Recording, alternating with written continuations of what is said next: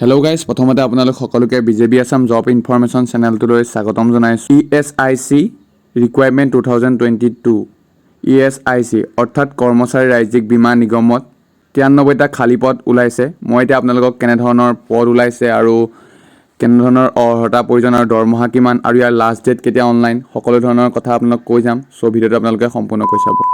Employ state insurance corporation অৰ্থাৎ ESIC কৰ্মচাৰী ৰাজ্যিক বীমা নিগমত 93টা পদত চাকৰি ওলাইছে। নেম অফ পোষ্ট হৈছে ছ'চিয়েল সিকিউৰিটি অফিচাৰ আৰু বা মেনেজাৰ গ্ৰেড 2 সুপাৰিনটেণ্ডেণ্ট আৰু ইয়াত মুঠ পদ হৈছে 93টা আৰু ইয়াৰ কেটেগৰিজ ৱাইজ ভেকেঞ্চি দিছে, মানে কেটেগৰিজ ৱাইজ কেনে ধৰণৰ মানে জেনেৰেল কাষ্টৰ বাবে কেনেকৈ OBC কাৰণে দিছে আপোনাৰ মই এতিয়া কৈ গৈছোঁ। URৰ ক্ষেত্ৰত আছে 43টা পদ, SC বাবে আছে 9টা, ST বাবে আছে 8টা, OBC বাবে আছে 24টা পদ আৰু EWSৰ বাবে আছে 9টা পদ। আৰু এতিয়া ইয়াত দৰমহা কেনেদৰে দিছে মই আপোনালোকক জনাই দিছোঁ। Scale of pay level 7 of per matrix এতিয়া দৰমহা দিছে আপোনাৰ 44,900 টকাৰ পৰা 1,42,400 টকা as per 7 central pay commission আৰু চেণ্ট্ৰেলৰ হয়। এছেঞ্চিয়েল কোৱালিফিকেশ্যন লাগিব। এতিয়া কেনেধৰণৰ অৰ্হতাৰ প্ৰয়োজন আপোনালোকক কৈ দিছোঁ। আৰু এতিয়া ইয়াৰ প্ৰতিটো এই পদটোৰ বাবে ডিগ্ৰী প্ৰয়োজন আৰু ইয়াত কমাৰ্চ ল আৰু মেনেজমেণ্টৰ হ'ব লাগিব আৰু ইয়াত এক্সপিৰিয়েঞ্চ বিচাৰিছে 3 years service in government organisation or corporation of government undertaking or local body or schedule bank etcetera.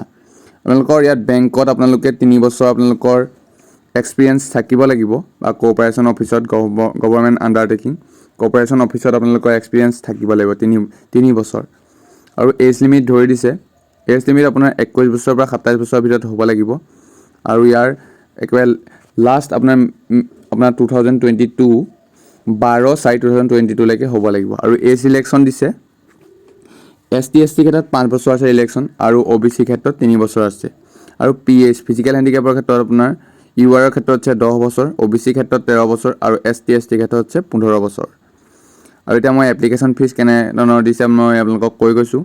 SC ST PWD departmental candidate female candidate and ex ছাৰ্ভিচমেনৰ ক্ষেত্ৰত আছে 250 টকা আৰু অদাৰ্ছৰ ক্ষেত্ৰত আছে 500 টকা আৰু পে'মেণ্ট মেথডকেইটা হৈছে ৰুপে, ভিছা, মাষ্টাৰ কাৰ্ড আৰু credit card, internet banking, IMPS, cash credit আৰু মোবাইল ৱালেটৰ ক্ষেত্ৰত আপোনালোকে পে'মেণ্টটো কৰিব পাৰিব।